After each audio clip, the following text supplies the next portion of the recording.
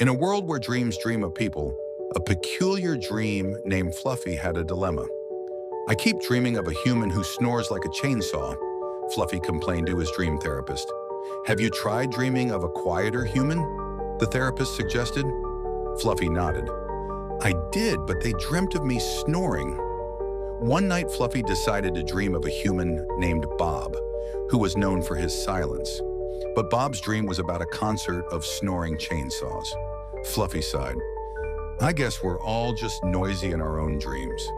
Hit the like button, subscribe, and leave a comment to support us.